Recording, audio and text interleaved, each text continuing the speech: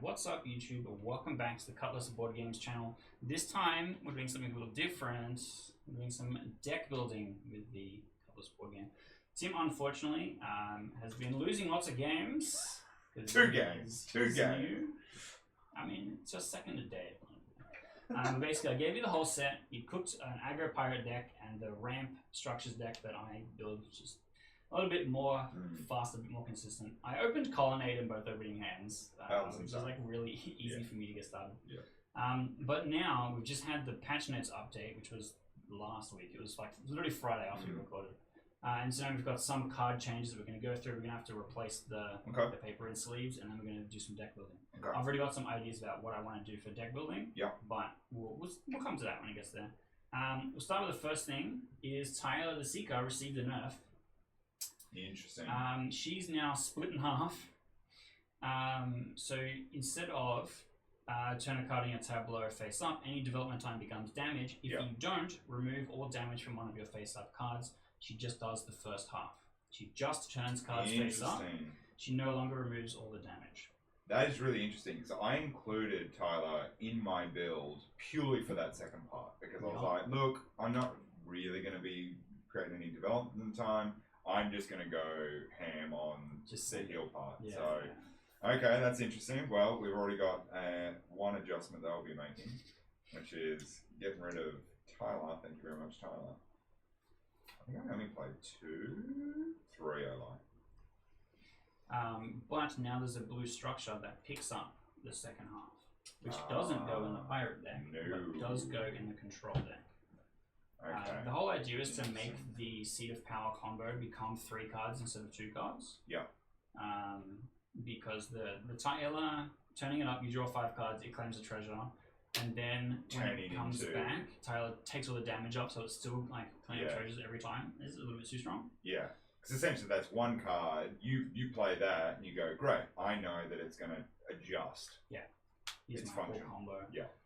Next is Banquet Halls, which has the second half. It's remove all damage from a card in your tableau. However, there's an additional bit where if 4 or more damage was removed in this way, draw a card. Okay, interesting. So it's specifically 4 because that's the threshold that the Leviathan eats treasures from like your opponent's tableau. And before it was just remove 1 damage, draw a card, and I'm like, this is never going to get played. We might as well make it actually good. Yeah, interesting. Okay. So now, you gotta start pulling stuff out. You gotta sleeve the new stuff up. Otherwise, how are you gonna build? On mine. Yeah. I gotta find it.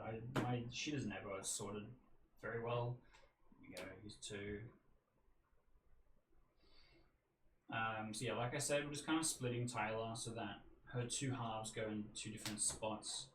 But the thing is, it means that Pirates no longer has a thing that can have damage control. And I realized a little bit too late. That's something that I'm going to be fixing in the next update, which will be in the next couple of days. I'll have it ready for the next week, probably. Yeah, okay. And it's basically the Tide Skipper change. It's really minor. The Tide Skipper before says discard a crewmate from your hand and activate its effect. Now we're just going to be discard a crewmate from your hand or a tableau and activate its effect from the discard pile. Okay. So the cool change about that is the from the discard pile bit means that you can discard Tibultimus to the Tide Skipper, and then her effect will activate on her card from the discard pile. If you remember what that text is, it's draw 2, banish me. So she gets banished from your discard pile, the thing that she wants, and also draws you cards. Yeah. So it becomes a gas engine. Yeah, okay. Which I think solves the problem. Because then instead, Pirates is like, well, I want guys in bin. I don't really care that much. So instead, we'll just bin everything. And then if you get stuff with too much damage on, I'll just eat it. Which works out really nicely. So I'll try and make sure that I have that for next week. And I'll send you the thing so that you can build knowing it exists, I guess. Yeah, okay. I should just be able to send you the picture. But yeah, I realized after I had done this, I'm like, this is maybe a little bit of an oversight. But this is my part. What are you looking at? Huh? Oh, you the got your same own part. pile. Sorry. I split them specifically. It was trying to steal my shit. Yeah, I'm just trying to rip through. Yeah. Alright, so next is the Outskirts Watchtower. Yep. The Outskirts Watchtower previously was search your deck for a Void faction card and put it into your hand. It still does that, but it has this additional line of text that says Void's Apex, which is if you have a sea monster in play, choose any 2 cards instead. Okay. So instead of just searching for a Void card, which is the black watered ones, you can just get any 2 cards. And so this is something that before was like a 1-off, maybe a 2-of in the Leviathan control deck. Now you can play a few more because it like kind of comes alive right when you need it to. Void Apex. Okay. Yeah, and there's one other card that has the same keyword. And so sorry, so how is the Void Apex being activated? You having the sea monster in play. Oh, okay, got you. Yeah, I realized that that's not written on the card, and it should be. All of the other keywords are written on the card, so maybe I'll adjust that for next time. Yeah, that's 4. But I was looking at it, and I'm like, Outskirts Watchtower is just really underplayed. It's like maybe a 1-of in a more control shell. Yeah. Otherwise, you just kind of don't bother. Yeah. I was like, well, what would make it a bit better? I'm like, okay, you could make it a 4-of in a Leviathan control deck because there's the Leviathan, which is black bordered. There is 8 damage events that you can be playing because he just cares about damage on stuff. Yep. And then you have like Void Sign at Midnight, which gets your Leviathan back into play, Okay. and stuff like that as well. So still kind of gas, but then when you have the Leviathan, you're searching for anything, and like kind of it's pretty good. Yeah. Okay. All right. Next is the Taela change. So you're gonna have 4 copies of all the sea monsters. That's just in case I change my mind about how many sea monsters you're allowed to roll. Yeah.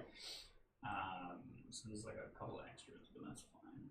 It also makes it easier to find them in the haystack that is the full set. So let me pull her out really quick and I'll run through the text.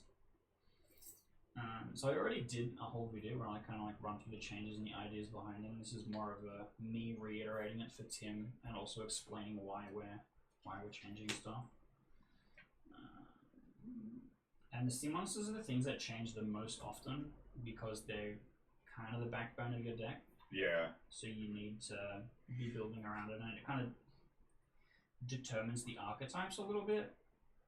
Yeah, it was interesting. Like I kind of, and potentially this is also just me deck building for the first time, right? That I went, well, I actually almost did it the other way around, where I went, okay, what I want to go fast. I know that I've got Eternal Greed and I've got Raiding Party. Which one is then going to help me do those things? Which is why I went with Arvish, the least pronounceable character in the series. Alright, so Old Tyler said, shuffle 20 cards from your banished pile into your deck to take an extra turn after this one. Treacherous Times, if you have no banished cards, claim a treasure. New Tyler says, shuffle exactly 20 cards from your banished pile into your deck to take an extra turn after this one. And then Treacherous Times, banish the top 2 cards of your deck, claim a treasure. Okay. So she enables herself a little bit. Yeah. In theory, 10 activations would get you an extra turn. But you would have claimed 20 treasures by then. Yeah. So it's not that necessary. She does need other things. But before, it was like, I am either playing a no banish deck. It's like I'm not playing events, not playing any self-banish cards, and I'm just getting a treasure every time. Yeah. But if my opponent is playing banishes a win con, suddenly she's just like a big hate card. Yeah. And we just take you an extra turn instead of losing the game. Okay. And then after you take that extra turn, you will claim treasures every time because you'll have nothing in your banish piles when you shuffle back. But now it's like, okay, the goal is to take an extra turn. The goal is to bin as much of your own shit as you can, and then make her activate. Okay. Which I think fits better for some archetypes. There's the self-banished pirates, which is a bit of a slower pirate build, but I think it works just fine. Because some matchups are just a straight race, and then some matchups aren't really. Like playing against control, if you race, you just have a small kind of window of opportunity before they kind of come alive to like really get there before they can do anything. Otherwise, you just get slugged right down. And then the last one, which is the one I think I'm the most excited about, is the Arvige update. So, first and most noticeable, I adjusted the brightness on the printing so you can fucking see the art better. But we're actually playing on a playmat, which is the art of the card. Yes.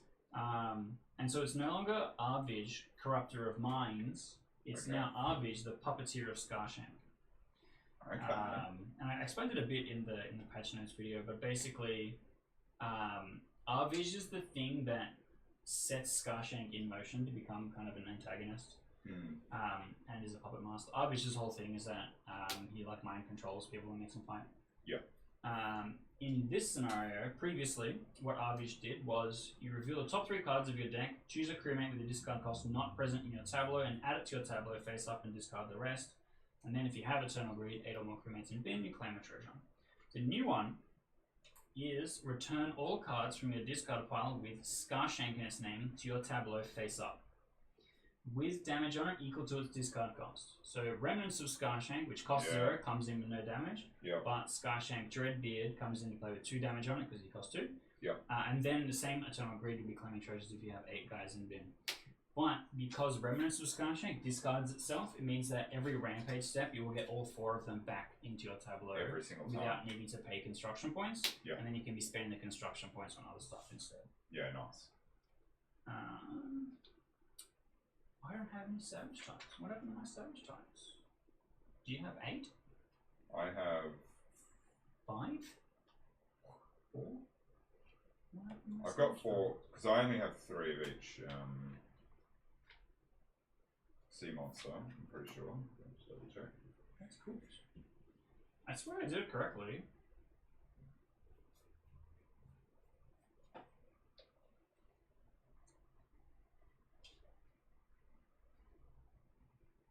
I don't know what the fuck happened.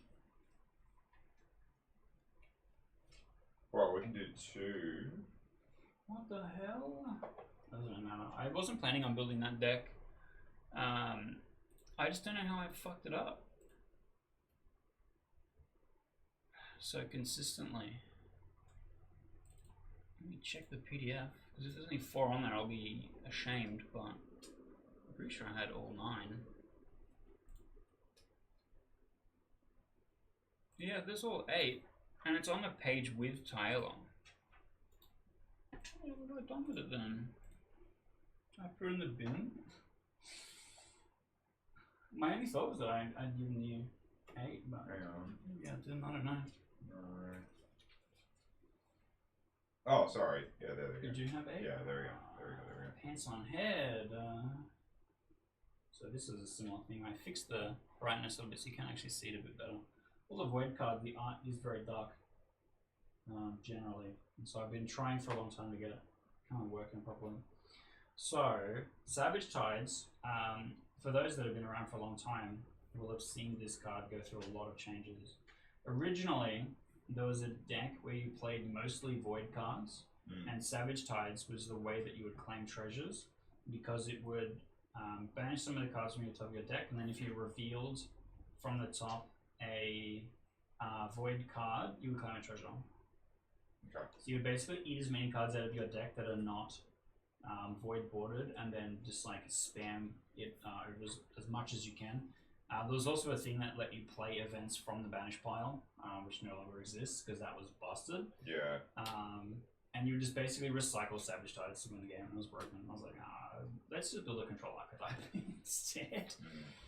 And so now it enables the control archetype. And currently, what it says is deal 1 damage to every card with a discard cost of 1 in each tableau. In which each is like, tableau. yeah. Which is kind of like a hate card for a very specific archetype. Yeah. Which is not great currently. Like, there was very few scenarios where it was like, yeah, this is the thing that I need to be playing. But instead, now the new one says that same line of text, but there's an extra bit at the bottom. Void's Apex. If you have a sea monster in your tableau, you may choose the discard cost instead. So if you do actually have the Leviathan in play, you can be picking the thing that you need to put damage on, which is probably going to be something that costs 3 to stop them from claiming treasures, and will help you get the Leviathan eating stuff, which is the whole idea. So it's just adding an extra layer of synergy to these unplayed cards to push them a little bit more. So nothing too crazy in this update. I think the main thing is the Tyler nerf. so that she's not busted. Yeah. But I think the Arbage change is not broken, but it's like good, which I think is fine. All right, you all done swapping your stuff over? Yes. Excellent. I only had 3 copies of the 2 of those, so. That's alright. They're here in the box though. Or is it just one of them? Just one. But I think your set was actually missing an Arbage historically, but again, because I'm like, you need one, it's not a big deal. Yeah. I'm gonna try and build a mixed color deck with Arbage and lots of blue cards, but I want to play 4 deckhand and 4 Skyshang. 5 Skyshang probably. Okay. Well, maybe I'll have a go at maybe a control. Yeah. So You want to build Leviathan control with the update, so you just want to try control generally. Hey, if the updates, you gotta go with the new format, whatever the flow is, right? It's not like League where patch notes come in, you go, well, I'm not playing the characters they changed, why am I here? It's a bit different. It's a bit different, but it's fine. Okay. Alright, so I'm gonna say goodbye to my lovely, very aggressive pirates. Yeah, it wasn't good enough, bro. That is true. It just wasn't it is true. Needed more. Lacking. Yeah, because the main problem with the structures deck is that you only have Seed of Power to get treasures with. Yeah. And so the fix in theory is playing ambitious deckhand. I do actually like this, maybe. It's probably fine. I'm trying to figure out how to make that work is the trick, I guess. I think the new Tide Skipper is going to make a little bit of a difference. Because it does solve the pirate problem of just receiving 1 million damage and being like, well, I can't do anything. You removed Tyela from my archetype. Because that's the, like, you can kind of play anything you want, but the main source of contention is blue crewmate, red structure, or blue structure, red crewmate. Yeah. Like, it's hard to have both of those things in a deck. Yeah. Because you cannot send orders across those 2 things. I just have piles. Just have piles right now. I want every deck should have at least 1 Thomas Daring. 2 if you're a madman. Yeah, I had it in there, and then that was the other line, because I like to give whenever I'm deck building, I like to give myself kind of rules to help cut my scope down, right? Because I'll kind of go wide first, and I go, cool, here's the 70 card deck, which is obviously a little too many. Illegal. Yeah. Now, like, the lens or the criteria that I give myself is usually like, I give myself sort of like, what am I trying to do with this deck? And as soon as that list kind of goes past like 3, I go, all right, so that's 1 rule, right? And then the second one is, out of those 3 rules, which ones contradict each other? Or what is trying to do something that is not, all trying to do the same thing? So I did have a way to take out sea monsters. And I went, well, hang on, this deck is now all about, I don't care what's happening over there. I just want to win first. I'm going first and winning, right? Yeah, that's fair. A lot of the decks that I've been building to tutorialize people in the game is all about tempo. Yeah. So you're like, well, my Thomas Daring, which activates the whole tableau and ruins your best guy, is good tempo. But it's like, this thing does not claim me a treasure, what's the point? Yeah. Like, as well. What am I looking for? I need dragon skin galleons. I also kind of want... I'm playing a very red version of this deck.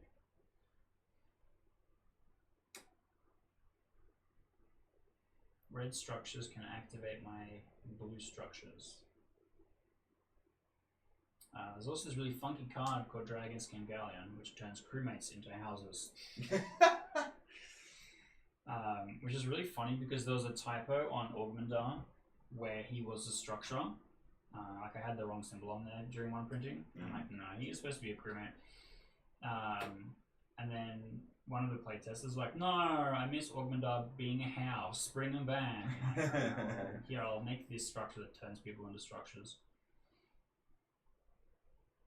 Okay, so we're gonna go like this. I now need event cards.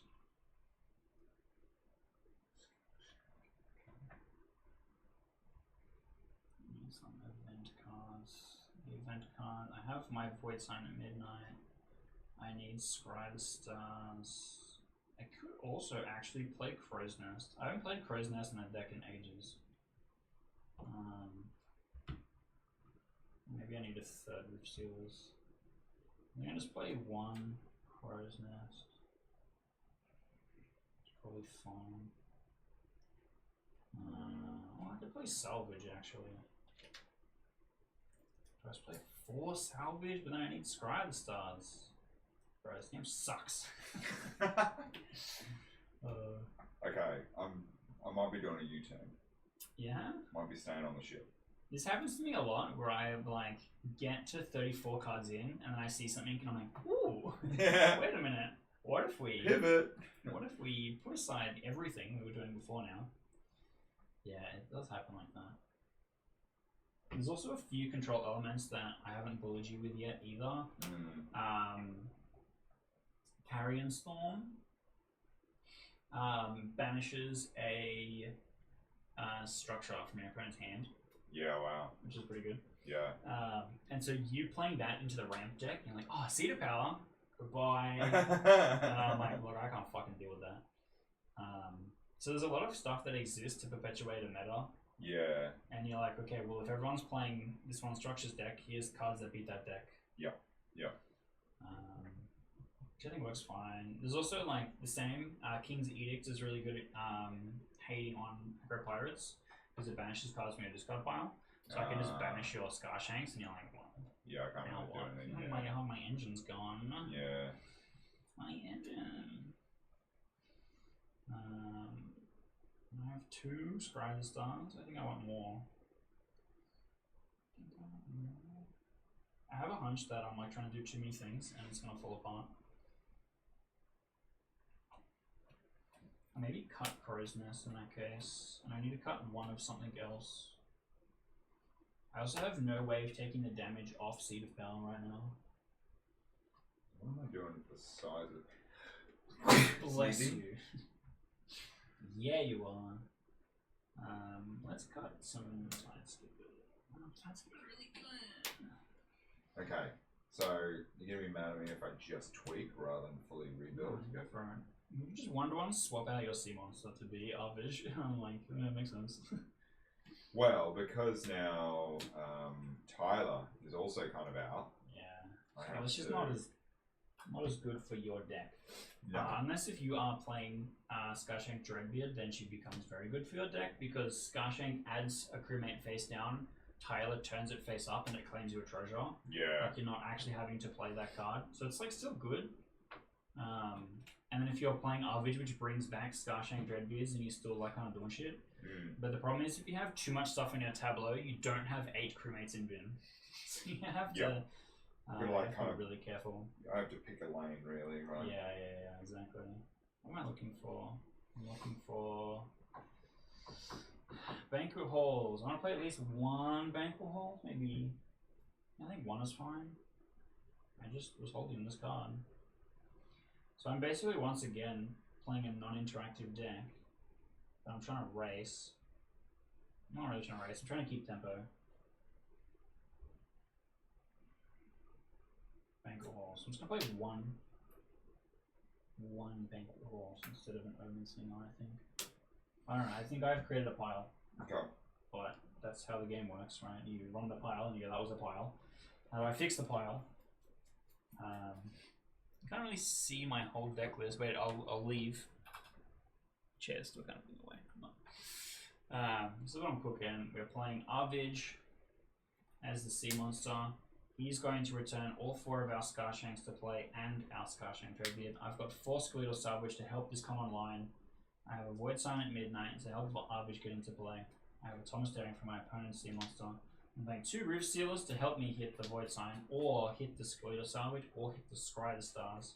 Scry the Stars is a thing that gets Seed of Power face down with 5, and then Tyler will turn it face up and we draw 5, which is pretty good. But then the thing is, I need to both have 3 unique structures and 3 crewmates in play to make all my treasure things turn on. And that's the real challenge of the deck.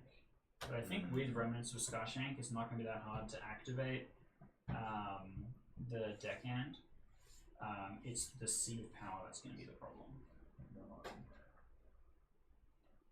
Okay. You just need 3 more cards. Yeah. Bro really likes Freediver.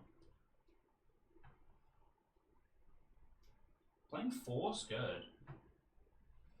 Interesting. Yeah. Maybe And idea no that events. Why don't you play Rift Sealers? one of these ones. Play Rift Sealers and Crow's Nest, and then cut some Scared.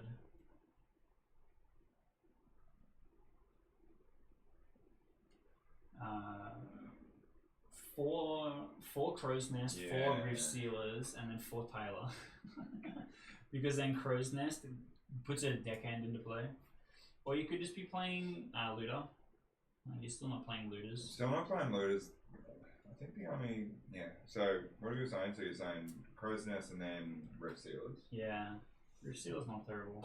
Because if you don't have the opening Skeletal Salvage, you can play Rift Sealers to Skeletal Salvage, and then every turn that it receives orders, you can Skeletal Salvage until you can Crow's Nest. Because what Landlocked Crow's Nest does, there's a series of events that help you ramp. This one in particular, which is face down. If you have at least 8 crewmates in your discard pile, search your deck for a crewmate and play it face down with development time equal to its discard cost +2. And then you play some Tyler. Because your whole goal is just to turn a guy face up, claim a treasure. And then you could even cut Tibby at that point. Yeah, I'm thinking, yeah, because Tibby's not going to do much. So, you don't need 4 Void Sign at midnight. I would play 1. Because Roof Seals will always find it. And then you play... you want 1 or 2 Scarshank Dreadbeard. And then like the rest of your deck is Tyler, I think. Tyler? 3 Tyler, yeah, because Scarshank puts it into play with development time +2, and then so does the Crow's Nest. No, Scarshank is +1, the Crow's Nest is +2, and then Tyler turns it face up to get you the treasure straight away. Because at that point you're like, I don't care if it says damage on it, I just want treasures. Yeah, yeah.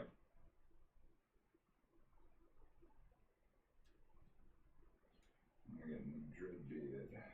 Yeah, he's really I good. see what you're saying, yeah. Because what he does is he lets you turn that guy face up in your construction phase to activate your tableau a second time. I think that's the part of the momentum of this game that I'm like, okay, cool. I think I'm still very much treating those as 2 different things, and especially even the last time when you absolutely stomped me. You saw me claim like 3 treasures in construction, and then go to main phase and do it again. Yeah, main phase is like, cool, I'm just letting it run wild now. So, and I was very much like, cool, construction just sets me up, and then my main phase is the spike. For pirates, construction step is usually your draw engine. Yeah. And then you try and trying to reset it or whatever. So in that case, you don't need 4 of this. I think 2 is fine. 2 is fine. Because don't forget, Arbage brings it back. Where you like if you just play it actually anyway. And then I would probably play the 3 Tyler, 1 Midnight, 1 Thomas. 1 Midnight. All these characters with fantasy fucking names, and this is Thomas. And then there's Thomas. Is that yeah, the 3 Tyler going here, and then this is the Thomas and Midnight. And that's your 40. Yeah. Alright. Let's have a crack at this then. I think that's pretty playable. The play style is probably a little bit different. Yeah, I was going to say.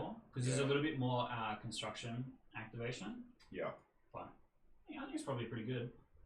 You're using Tyler very aggressively, like as intended. Because that's why she's still a crewmate. Like that's why that effect didn't go on the banquet halls. Yes. Because she can help you ramp in the pirate She's doing the ramping part. Yeah.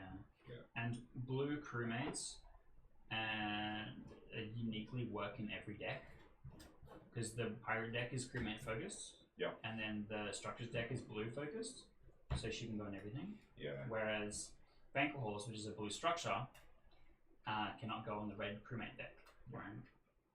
Alright, that's our decks built. In the next episode, we're going to play it and we're going to see how it goes. Yeah. And maybe I'm we'll do a nervous. retrospective. I'm nervous. I mean, I helped you get the last 10%. I think that's why I'm nervous. Maybe. We'll see. I believe. I believe.